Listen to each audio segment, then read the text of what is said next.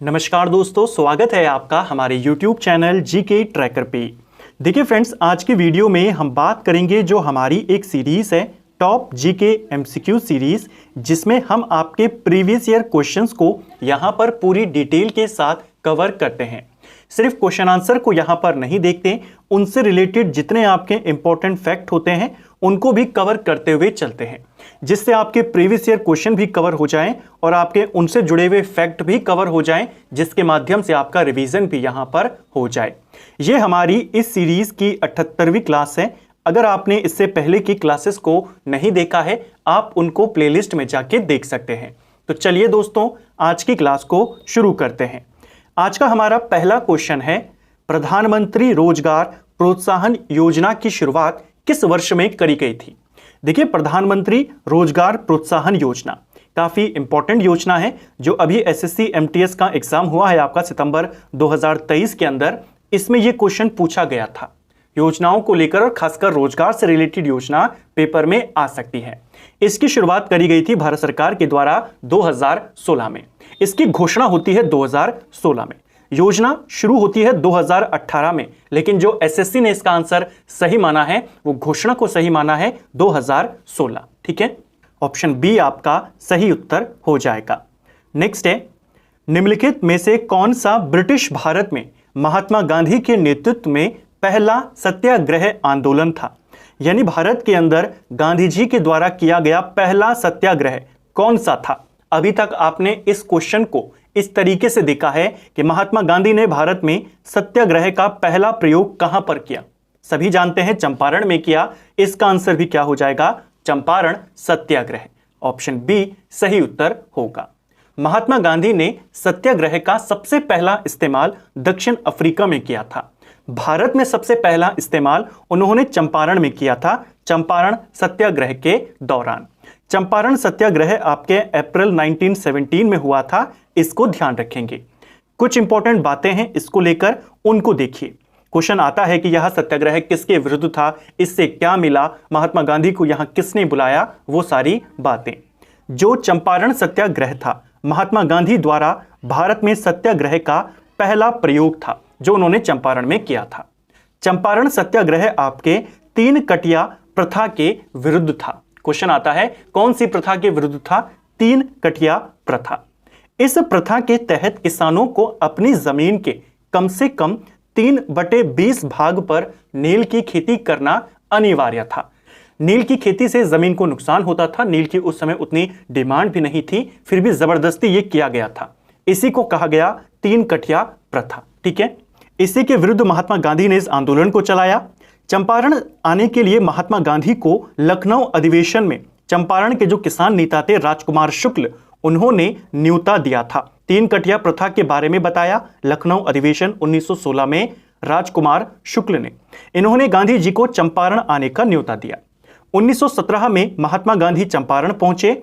गांधी जी ने प्रथा के खिलाफ सत्याग्रह किया, आंदोलन किया, और इस आंदोलन के बाद 3 कटिया प्रथा को खत्म कर दिया गया। तो कौन सी प्रथा खत्म हुई? ये वाली प्रथा 3 कटिया।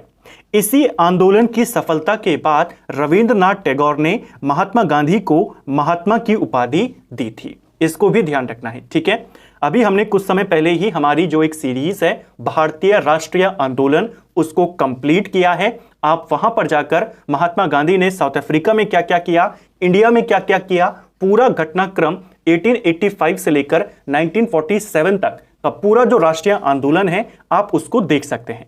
बहुत जल्द उन्हीं सभी वीडियोस का एक मास्टर वीडियो आपको देखने को मिलेगा, जिसमें आप एक वीडियो के माध्यम से सारी चीजों को अपना रिवाइज कर सकें।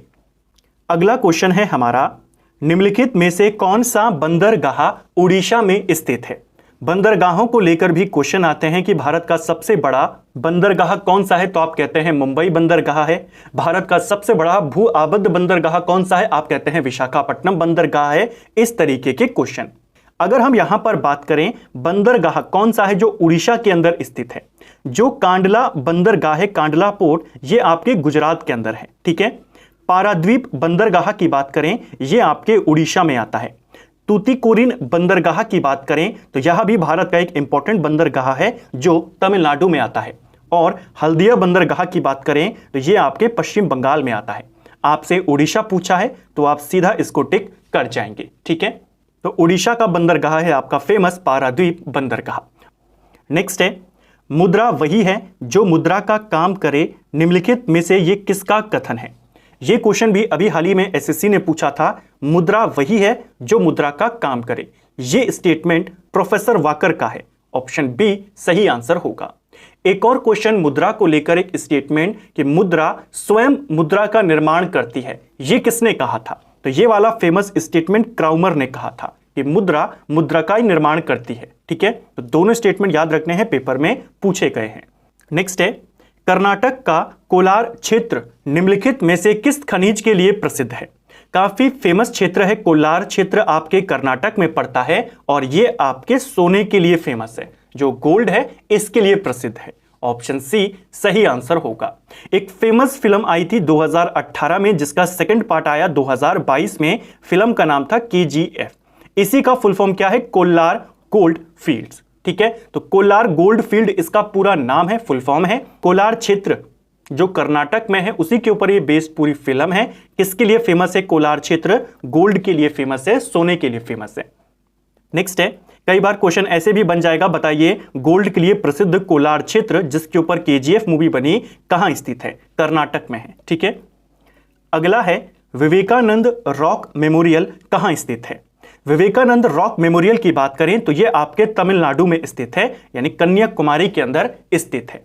ऑप्शन डी सही आंसर हो जाएगा। ठीक है, कई बार ये क्वेश्चन उत्तराखंड में भी पूछा गया है, विवेकानंद रॉक मेमोरियल कहां पर है? ये कन्याकुमारी में है, इसे भी आपने ध्यान रखना है। नेक्स्ट है हमारा, भारत के संविधान का कौन सा अनुच्छेद सभी बच्चों को 6 वर्ष की आयु पूरी करने तक प्रारंभिक बाल्य अवस्था देखभाल और शिक्षा का प्रावधान करता है? यानी वे बच्चे जो 6 वर्ष से कम की आयु के हैं, उनको 6 वर्ष की आयु तक उनकी जो शुरुआती देखभाल है और उनकी जो शुरुआती शिक्षा है उसका प्रावधान करता है। आर्टिकल 21A पर आप मत चले जाना, क्योंकि आर्टिकल 21A 6 से 14 साल के बच्चों के लिए प्रावधान करता है। 6 से कम साल के जो बच्चे हैं उनके लिए कौन सा आर्टिकल है जो ये सारे प्रावधान करता है? उनकी देखभाल का और उनकी शिक्षा का। ये आपके DPSP का पार्ट है, आर्टिकल 45 में ये आता है। सी आपका सही आंसर यहां पर हो जाएगा। अगर हम बात करें आर्टिकल 45, जैसा आप जानते हैं 36 से लेकर 51 तक सारे DPSP के आर्टिकल हैं। आर्टिकल 45 कहता है 6 वर्ष से कम आयु के बच्चों को शिक्षा और उनकी जो शुरुआती देखभाल है वो। जल्दबाजी में आपने 21A को टिक नहीं करना है, यह मौलिक अधिकारों में जाता है, जिसमें 6 से 14 वर्ष के बच्चों का अधिकार है निःशुल्क शिक्षा का। 6 से कम आयु के बच्चों की देखभाल और शिक्षा किसमें है? आर्टिकल 45 में है। नेक्स्ट है हमारा, भारतीय संविधान में 44वां संशोधन किस वर्ष में पारित किया गया था? देखिए 44वां जो संशोधन है ये पारित किया गया था 1978 में। तो ऑप्शन आपका डी यहां पर सही हो जाएगा। क्या क्या बातें इस संशोधन में कही गई थी, इसके तहत क्या क्या प्रावधान किए गए उनको देखिए। इस संशोधन के तहत संपत्ति के मूल अधिकार को विधिक अधिकार बनाया गया, यानी जो पहले मौलिक अधिकार था संपत्ति का अधिकार, उसे कानूनी अधिकार किसने बनाया था? 44वें संशोधन के तहत ही बनाया गया था। दूसरा, लोकसभा और राज्य विधानसभा का काल फिर से 5 वर्ष कर दिया गया। देखिए पहले भी 5 वर्ष था, इमरजेंसी के दौरान जब 42वां संशोधन हुआ तो लोकसभा और विधानसभाओं का कार्यकाल 6-6 वर्ष का कर दिया गया था, 1 साल के लिए बढ़ा दिया था। इसके तहत वापस 5 वर्ष किया गया। तीसरी चीज जो इस आर्टिकल के तहत करी गई, संशोधन के तहत करी गई, राष्ट्रपति के निर्वाचन से संबंधित विवाद को हल करने का अधिकार उच्चतम न्यायालय को दे दिया गया। इससे पहले भी था, लेकिन जो 42वां संशोधन था उसने इस अधिकार को छीन लिया था, 44 के तहत वापस दे दिया। चौथी चीज जो इस संशोधन के तहत करी गई, राष्ट्रपति संसद से पारित विधेयक को वापस भेज सकता है, लेकिन वापस पारित करने पर उसे स्वीकार करना होगा, यह प्रावधान कर दिया गया। देखिए इससे पहले कोई व्यवस्था नहीं थी, खाली यह लिखा गया था कि राष्ट्रपति मंत्रिमंडल की सिफारिशों पर काम करेगा।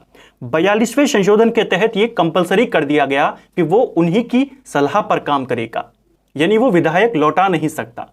44 के तहत इसमें थोड़ा सा छूट दिया गया कि एक बार लौटा सकता है, लेकिन अगर दूसरी बार वही विधेयक वैसे ही पारित हो जाए, चाहे उसमें कोई संशोधन ना हो, तो फिर वो लौटा नहीं सकता, उसे पारित करना होगा। तो एक बार लौटाने का अधिकार 44वें संशोधन के तहत दिया गया। पांचवी चीज इस अधिनियम के संशोधन के तहत करी गई कि राष्ट्रीय आपातकाल सिर्फ तभी घोषित करेगा राष्ट्रपति जब उसे मंत्रिमंडल की लिखित सिफारिश मिलेगी। इससे पहले यह था कि मंत्रिमंडल की सिफारिश मिलेगी, चाहे लिखित में मिले चाहे कैसे भी मिले, तो वो आपातकाल घोषित कर देगा। 44वें संशोधन के तहत यह किया गया कि लिखित सिफारिश पर ही करेगा, ठीक है। और अंतिम चीज ये थी कि आर्टिकल 352 में जो आंतरिक अशांति लिखा था आपातकाल से संबंधित, इस शब्द को हटा दिया गया, इसकी जगह पर सशस्त्र विद्रोह को जोड़ दिया गया, ठीक है। तो ये था 44वां संशोधन, काफी इंपॉर्टेंट है, 1978 में इसे किया गया था। नेक्स्ट है महाबलीपुरम स्मारक किस वंश स्थापत्य कला शैली में बनाए गए हैं। देखिए जो महाबलीपुरम में हमें स्थापत्य कला देखने को मिलती है, ये सब आपके पल्लवों के काल में बने थे, पल्लव शैली में बने हैं। ऑप्शन सी सही आंसर हो जाएगा। कुछ इंपॉर्टेंट बातें हैं पल्लवों को लेकर के, उनके राजाओं को लेकर के। देखिए पल्लव शासक स्थापत्य के लिए सबसे ज्यादा प्रसिद्ध थे। दक्षिण भारत के जितने भी वंश थे उनमें स्थापत्य के लिए सबसे ज्यादा फेमस कौन है? पल्लव शासक। दक्षिण भारत में वैष्णव आंदोलन का प्रारंभ पल्लवों के काल में ही हुआ था, इसको भी आपने ध्यान रखना है। 2 पॉइंट तो आपके ये रहे। अब पल्लव वंश के कुछ इंपॉर्टेंट राजा हैं, उनको देखिए। पल्लव वंश का संस्थापक सिंह विष्णु था, ठीक है। इसकी राजधानी कांचीपुरम थी जो कि तमिलनाडु में पड़ती है। सिंह विष्णु का उत्तराधिकारी महेंद्र वर्मन प्रथम था, और इसी महेंद्र वर्मन प्रथम को लेकर आपसे हाल ही में उत्तराखंड में क्वेश्चन पूछा गया था। पहले इसके बारे में देखते हैं। महेंद्र वर्मन प्रथम ने चैत्यकारी की उपाधि धारण करी और इसी ने मत्तविलास प्रहसन नामक नाटक की रचना करी। यही क्वेश्चन पेपर में आया था, मत्तविलास प्रहसन की रचना किसने करी है? महेंद्र वर्मन प्रथम, जो कि पल्लव नरेश है, इसने करी है। इसी के काल में पल्लव चालुक्य संघर्ष यहां पर शुरू हुआ था, ठीक है। तो ये इनका पहला प्रमुख राजा जहां से आपके सवाल आते हैं। सिंह विष्णु का नाम तो आता ही है क्योंकि वो संस्थापक थे। अगला प्रश्न जो यहां से आता है, चीनी यात्री हुएनसांग पल्लवों की राजधानी कांची में आया था। ये नरसिंह वर्मन प्रथम के काल में आया था। महेंद्र वर्मन प्रथम हमने क्लियर किया, नरसिंह वर्मन प्रथम भी इस वंश का राजा था। नरसिंह वर्मन प्रथम सबसे शक्तिशाली पल्लव शासक था। इसी के काल में हुएनसांग कांचीपुरम में आया था 640 ईस्वी के अंदर, ठीक है।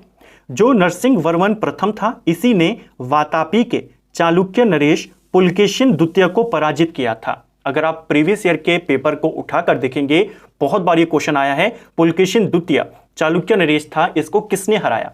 इसको नरसिंह वर्मन प्रथम ने ही हराया था, और इसको हराने के बाद वातापी कोंड की उपाधि भी नरसिंह वर्मन प्रथम धारण करता है।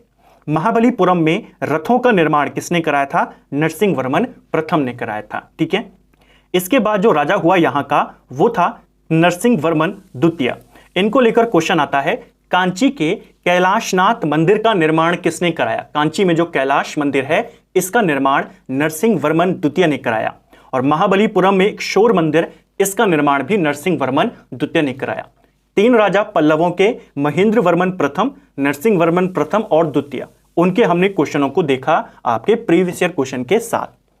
नेक्स्ट है, स्टैचू ऑफ पीस भारत के किस राज्य में अवस्थित है?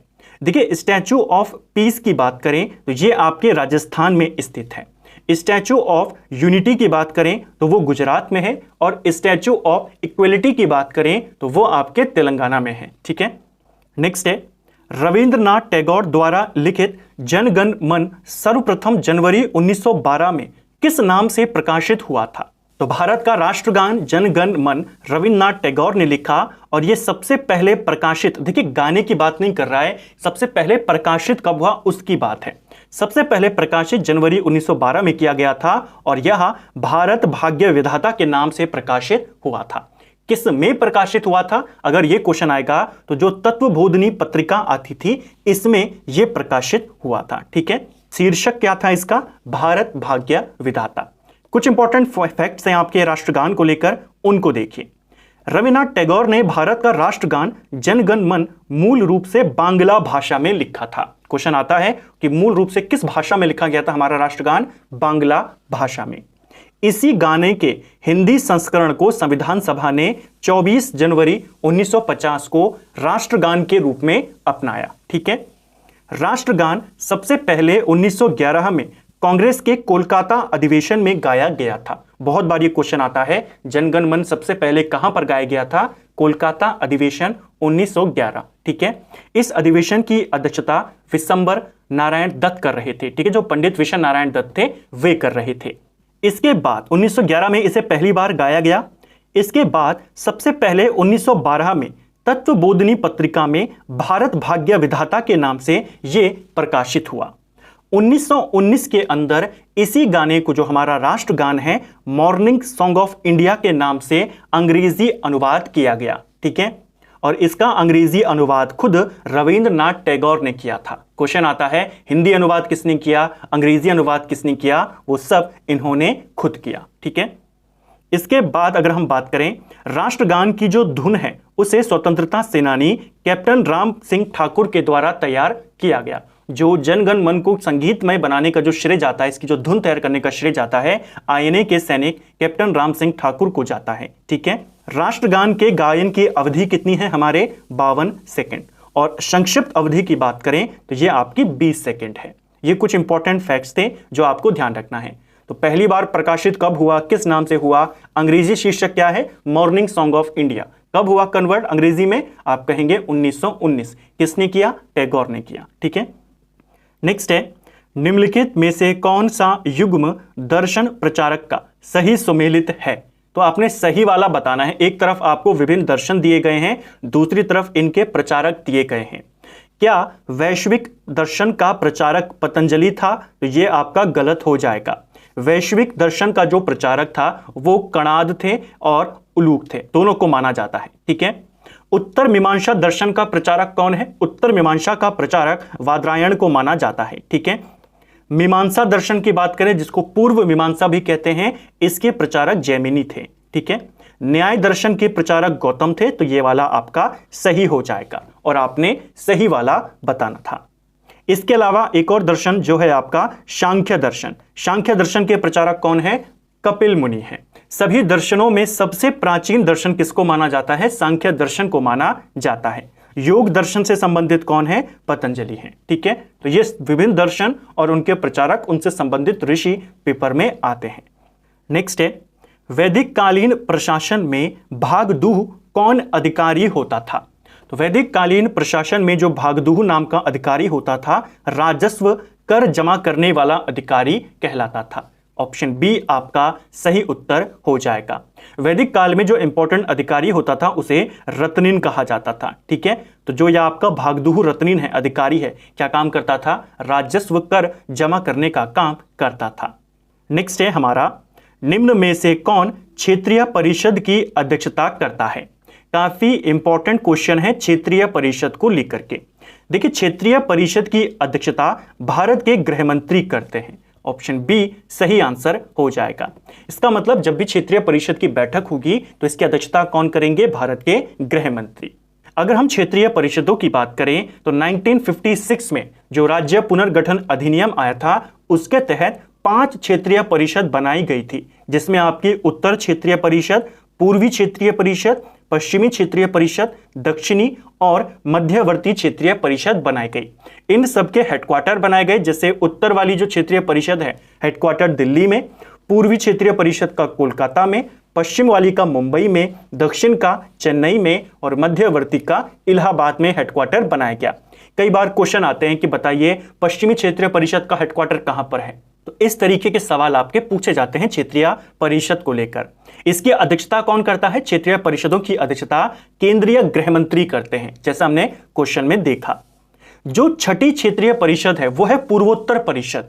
इसे बनाया गया 1971 के अधिनियम के तहत 1972 में। यह क्वेश्चन उत्तराखंड में आ चुका है कि पूर्वोत्तर राज्यों के लिए पूर्वोत्तर परिषद का गठन कब किया गया? तो अधिनियम 71 का था, बनी 72 में। और इसका हेडक्वार्टर कहां पर है? शिलोंग में इसका हेडक्वार्टर है। तो वर्तमान में भारत में कितनी क्षेत्रीय परिषदें हैं? 6 क्षेत्रीय परिषद हैं, जिसमें से 5 1956 में बनी और छठी आपकी 1971 के एक्ट के तहत 1972 में बनी। कई बार यह क्वेश्चन भी पूछता है कि किस क्षेत्रीय परिषद में कौन सा राज्य है। तो ये पूरी लिस्ट है जहां पे आप देख सकते हैं किसमें कौन सा राज्य है।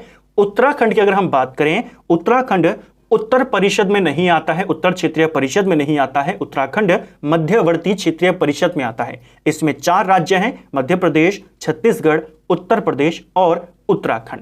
इंपॉर्टेंट इसलिए हो जाता है, जो मध्य क्षेत्रीय परिषद है इसकी जो 2023 में बैठक होनी है ये उत्तराखंड में होनी है, टिहरी गढ़वाल के नरेंद्र नगर में होनी है, इसी साल अक्टूबर में होनी है। इससे पहले यह बैठक जुलाई में होनी थी, 15 जुलाई 2023 को, लेकिन मौसम उस समय काफी खराब था तो उस वजह से बैठक को टाल दिया गया, आपदा को देखते हुए टाल दिया गया। अब यह बैठक आपके अक्टूबर में होगी, मध्य क्षेत्रीय परिषद की बैठक। कहां हो रही है? 23 में, उत्तराखंड में। नेक्स्ट है हमारा, निहिलिज्म का विकास किस देश में हुआ था? तो ये क्वेश्चन उत्तराखंड में ही पूछा गया था। निहिलिज्म का विकास रशिया में हुआ था। जो निहिलिज्म आंदोलन चला था वो रशिया में ही चला था। इसके बारे में हमने हमारे वर्ल्ड हिस्ट्री वाले वीडियो में बात करी थी, जिसमें हमने वर्ल्ड हिस्ट्री के सभी इंपॉर्टेंट जो घटनाक्रम है उनको एक सिंगल वीडियो में देखा था। तो कहां चला है निहिलिज्म आंदोलन? आपके रशिया में। नेक्स्ट है, भारत के राष्ट्रपति के विरुद्ध महाभियोग प्रस्ताव पर संसद के किसी सदन के कितने सदस्यों के हस्ताक्षर आवश्यक हैं? देखिए, महाभियोग के प्रस्ताव पर कितने होने चाहिए यह पूछा गया है। पारित होने के लिए कितने चाहिए वो नहीं पूछा है। पारित होने के लिए 2/3 चाहिए, लेकिन अगर आप महाभियोग प्रस्ताव ला भी रहे हैं तो उसमें भी कुछ साइन होने चाहिए। कितने सिग्नेचर होने चाहिए? आपके पास 1/4 सिग्नेचर होने चाहिए जिस सदन में आप लेकर आ रहे हैं। तो प्रस्ताव में पूछा गया है, 1/4 आंसर हो जाएगा। नेक्स्ट है, शिवाजी के अष्टप्रधान में निम्नलिखित में से कौन आधुनिक विदेश सचिव के समकक्ष था? आधुनिक विदेश सचिव यानी विदेश मंत्री आप इसको मान लीजिए। तो इसमें से कौन है जो शिवाजी के अष्टप्रधान में विदेश मंत्री कहलाता था? विदेश मंत्री कहलाता था सुमंत। बहुत बार ये क्वेश्चन आया है और इसी सुमंत को दबीर भी कहा जाता था। तो ऑप्शन आपका डी सही आंसर हो जाएगा और ये पेपर में पूछा गया है। शिवाजी को लेकर के, मराठाओं को लेकर के बहुत सारे क्वेश्चन आपके बनते हैं। हमने मराठा साम्राज्य के ऊपर, शिवाजी के ऊपर एक डिटेल्ड वीडियो किया हुआ है जिसमें आप सभी इंपॉर्टेंट फैक्ट्स को टू द पॉइंट नोट्स के माध्यम से देख सकते हैं। नेक्स्ट है, गौतम बुद्ध के दर्शन से संबंधित विषयों को संकलित किया गया है। तो महात्मा बुद्ध के दर्शन से संबंधित जितने भी उनके विषय हैं, उनके उपदेश हैं, उनको किसमें शामिल किया गया है? उनके दार्शनिक विचारों को शामिल अभिधम्म पिटक में किया गया है। ऑप्शन सी आपका सही उत्तर हो जाएगा। बौद्ध धर्म में आपके 3 पिटक हैं, आप जानते हैं त्रिपिटक जिनको कहा जाता है, विनय पिटक, सुत्त पिटक और अभिधम्म पिटक। विनय पिटक की अगर हम बात करें तो इसमें बौद्ध संघ के जो नियम हैं उनको शामिल किया गया है। जो बौद्ध भिक्षु भिक्षुणी होते हैं उनके लिए क्या क्या नियम है वो सब किसमें है? विनय पिटक में है। सुत्त पिटक में बात करें तो इसमें महात्मा बुद्ध के उपदेशों का संकलन किया गया है। जितने भी उन्होंने उपदेश दिए, नैतिक सिद्धांत दिए, वो सब किसमें है? सुत्त पिटक में है। और अभिधम्म पिटक में महात्मा बुद्ध के दार्शनिक सिद्धांतों का, दार्शनिक विचारों का संकलन किया गया है। यह क्वेश्चन उत्तराखंड में पूछा गया था कि बौद्ध संघ के नियम किसमें संकलित हैं? तो विनय पिटक में, महात्मा बुद्ध के उपदेश सुत्त पिटक में और दार्शनिक विचार अभिधम्म पिटक में। जो आपका अभिधम्म पिटक है ये प्रश्नोत्तर के क्रम में है, तो इस चीज को भी ध्यान रखना, पूछा जा सकता है। क्वेश्चन ये भी बन सकता है कि जो ये त्रिपिटक हैं बौद्ध धर्म के, इनमें सबसे बड़ा पिटक कौन है? तो सबसे बड़ा पिटक इनमें सुत्त पिटक है और सबसे छोटा पिटक इनमें विनय पिटक है। ठीक है, नेक्स्ट है, चोल शासकों के काल में निम्न में से कौन सा वारियम उद्यान प्रशासन का कार्य देखता था? तो ये क्वेश्चन भी उत्तराखंड में आया है। देखिए, चोल शासन काल में सभा महासभा होती थी जो शासन करती थी। ये सभा महासभाएं जो होती थी अलग अलग समितियों के माध्यम से अपना शासन करती थी। इन्हीं समितियों को वारियम कहा जाता था। हर क्षेत्र के लिए अलग अलग वारियम यानी समिति बनाई जाती थी। तो कौन सी समिति, कौन सा वारियम था जो उद्यान प्रशासन का काम करता था? ये करता था टोट वारियम। ऑप्शन सी सही आंसर हो जाएगा। जो पान वारियम था ये आपके मुद्रा नियमन का काम करती थी। जो एरी वारियम है ये आपके सिंचाई, तालाब, उनसे संबंधित काम करती थी। ठीक है, टोट वारियम आपके उद्यान प्रशासन का काम करता था और जो आपकी समत्वर वारियम है ये एक वार्षिक समिति होती थी। इसको आपने ध्यान रखना। तो अलग अलग समितियां चोल काल की उत्तराखंड में पूछा गया है। नेक्स्ट है, किस शासक के शासन काल में उपनिषदों का फारसी भाषा में अनुवाद कराया गया था? सबसे पहले तो आपको यह पता होना चाहिए उपनिषदों का फारसी भाषा में अनुवाद किसने कराया। अभी तक यही क्वेश्चन आता था, लेकिन अब आपसे यह भी पूछने लगा है किसके काल में हुआ। देखिए, उपनिषदों का फारसी भाषा में अनुवाद दारा शिकोह ने करवाया था, ठीक है। और दारा शिकोह किसका पुत्र है? दारा शिकोह शाहजहां का पुत्र है। तो किसके काल में करवाएगा अनुवाद? शाहजहां के काल में। ऑप्शन डी सही उत्तर हो जाएगा, ठीक है। तो फ्रेंड्स, ये था हमारा आज का वीडियो जिसमें हमने जीके के 20 इंपॉर्टेंट क्वेश्चंस को यहां पर कवर किया, और ना सिर्फ कवर किया, इनको डिटेल में देखने का प्रयास किया। इनसे जुड़े हुए जितने आपके क्वेश्चंस थे उनको कवर करने का प्रयास किया, ताकि आपका रिवीजन भी साथ साथ में और अच्छे से हो सके। उम्मीद करता हूं आपको आज का वीडियो पसंद आया होगा।